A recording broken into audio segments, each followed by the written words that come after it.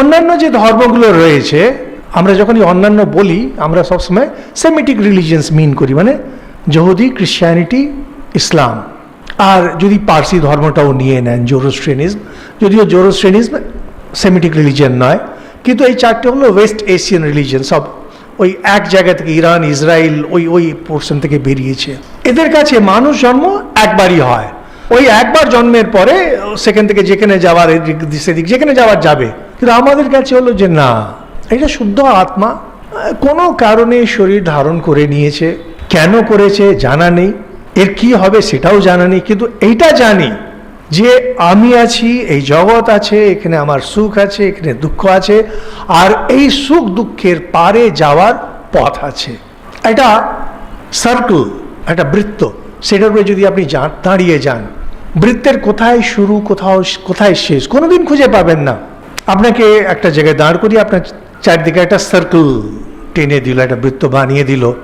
আপনি যদি বলেন আমাকে বার করতে হবে সার্কেলটা কোথায় শুরু কে জানে, কোথায় শেষ, কোনো শেষ নেই, কিন্তু আপনি পেরোতে পারেন, ওই বারে চলে যেতে পারেন।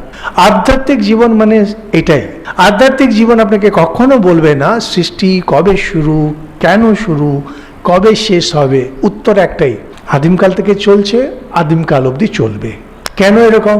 আরে কেন এরকম? ঠাকুরের ইচ্ছা, আমি কি করে বলবো ঠাকুরের ইচ্ছা? না, ঠাকুরের ইচ্ছা এরকম কেন, কি করে বলবো? কারণ আমি যদি বলে দিই তাহলে ঠাকুরের মনকে আমি জেনে গেলাম। একটা সুপিরিয়র মন ইনফিরিয়র মনকে জানে, কারোর মনকে জানা মানে আপনি তার থেকে সুপিরিয়র হয়ে গেলেন।